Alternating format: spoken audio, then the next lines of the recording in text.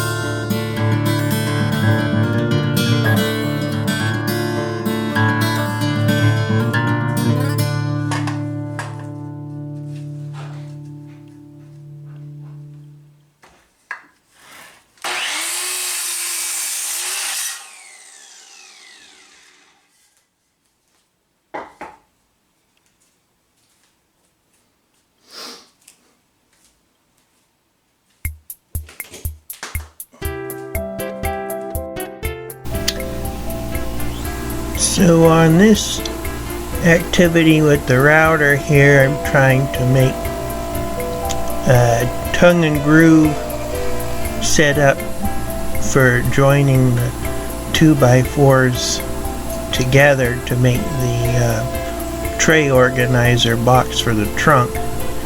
And I had a whole bunch of footage with me using a featherboard with this router and a piece of wood that I'd set up with that, and I lost the footage to it. I thought that on my cell phone I was hitting the record button and I was hitting the picture taking button, so all I got was a series of pictures that were taken and not any footage of me using the featherboard. As you can see in this tape, the board kept getting stuck in the hole because there's a gap there. Do you see it right there? And so I had switched back to my featherboard, which I had rigged up, and the reason why it wasn't on there right now is because it kept getting hung up too on that same area with the setup that I had. And so I went and took a file and I went and sanded part of it down on my featherboard that I had, the wood part, so that it wouldn't hang up and I could feed the board right through without it getting hung up.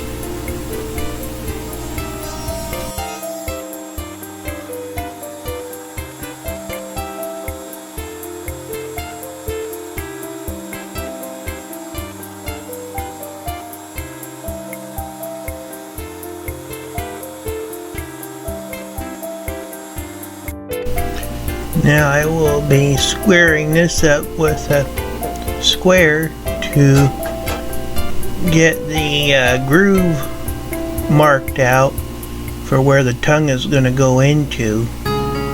So I use my square because this is going to be a square box shape.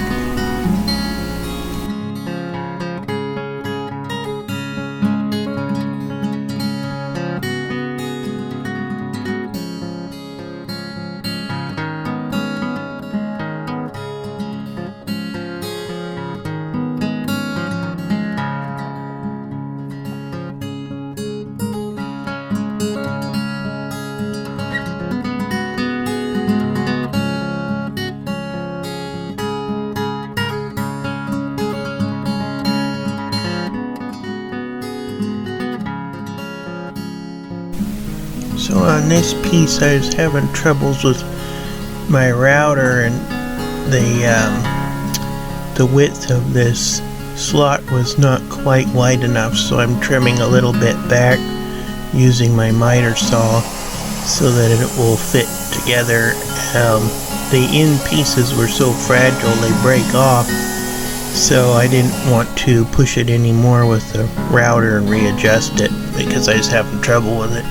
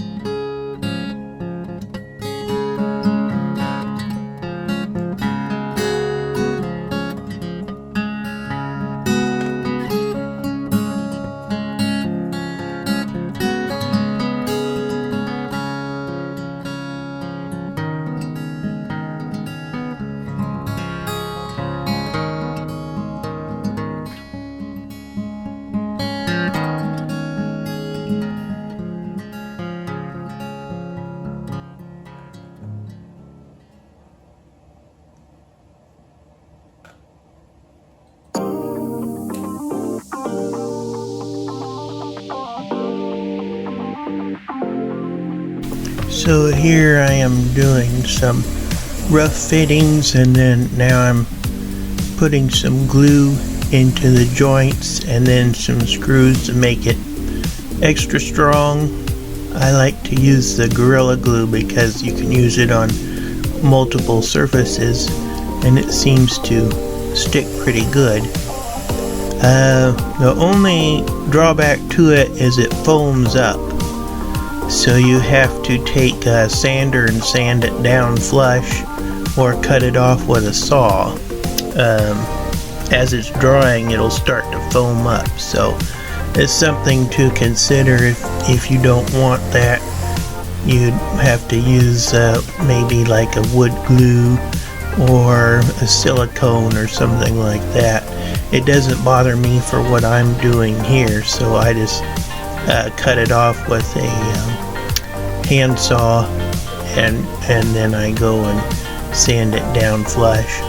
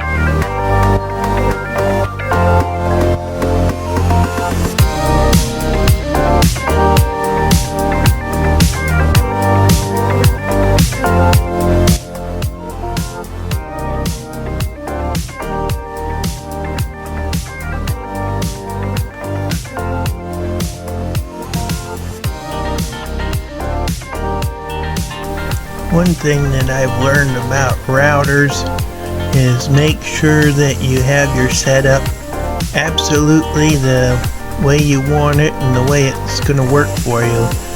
And because my cuts were not too good, I had an underpowered router. I'm going to have to go buy a different one. And the chucks on these are really terrible because they're smooth and they like to pull out of the router when you're using it, and it binds up as you're running a board through it. So some of my cuts were not straight enough or good enough for the type of woodworking you need to do if you're going to do a tongue and groove.